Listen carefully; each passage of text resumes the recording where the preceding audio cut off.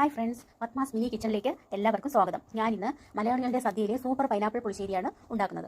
പുളിശ്ശേരിക്ക് വേണ്ട ഇൻഗ്രീഡിയൻസ്: നന്നായി പഴുത്ത പൈനാപ്പിൾ ചെറിയ കഷ്ണങ്ങളായി അരിഞ്ഞത്, കടുക്, കാശ്മീരി ചില്ലി, ജീരകം, മഞ്ഞൾ, ഉലുവ, ഉപ്പ്, പുളിയില്ലാത്ത തൈര്, തേങ്ങ, കറിവേപ്പില, പച്ചമുളക്, വെളുത്തുള്ളി 4 കഷ്ണം വെളുത്തുള്ളി, മുളക്, ഒരു പാത്രത്തിൽ പഴുത്ത പൈനാപ്പിൾ, ആവശ്യത്തിന് ഉപ്പ്, മഞ്ഞൾപ്പൊടി 1 സ്പൂൺ മഞ്ഞൾപ്പൊടിയാണ്, പച്ചമുളക്, പിന്നെ വേകാൻ വേണ്ടി ആവശ്യത്തിന് വെള്ളം, ഒരു 1.5 കപ്പ് വെള്ളം ഒഴിക്കാം.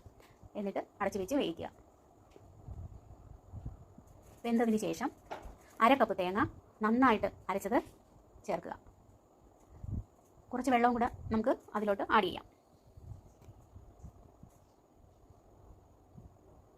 എന്നിട്ടൊന്ന് മിക്സ് ചെയ്യുക.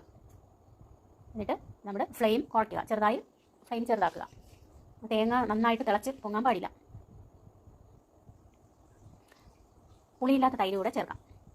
ചേർത്ത് ഒന്ന് ചൂടായതിന് ശേഷം സ്റ്റവ് ഓഫ് ചെയ്യുക. തൈര് ഒഴിച്ച് കഴിഞ്ഞ് നന്നായി തിളയ്ക്കാൻ പാടില്ല. പാൻ അടുപ്പത്ത് വെച്ച് വെളിച്ചെണ്ണ, കടുക്, ജീരകം, ഉലുവ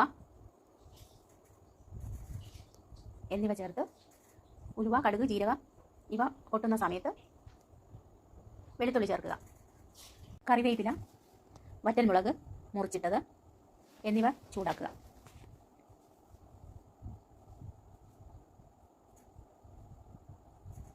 നമ്മൾ നേരത്തെ തയ്യാറാക്കി വെച്ചിരുന്ന കറി ഒരു ബൗളിലേക്ക് ഒഴിക്കുക. കടുക് താളിച്ചത് ഇതിൻ്റെ മുകളിലായിട്ട് ചൂടോടെ ഒഴിക്കുക. ഇതാ മലയാളികളുടെ സദ്യയിലെ സൂപ്പർ പൈനാപ്പിൾ പുളിശ്ശേരി ഇതാ റെഡിയായി. മണവും ടേസ്റ്റും മുന്നിട്ട് നിൽക്കുന്ന ഈ കറി എല്ലാവർക്കും ഇഷ്ടപ്പെടുമല്ലോ. എൻ്റെ ഈ വീഡിയോ ഇഷ്ടമായെന്ന് കരുതുന്നു. എൻ്റെ ഈ വീഡിയോ ഇഷ്ടമായെങ്കിൽ സബ്സ്ക്രൈബ് ചെയ്യുക, ബെൽ ബട്ടൺ ക്ലിക്ക് ചെയ്യുക, ലൈക്ക് ചെയ്യുക, ഷെയർ ചെയ്യുക. അടുത്ത വീഡിയോയുമായി എത്തുന്നതുവരെ ഗുഡ് ബൈ.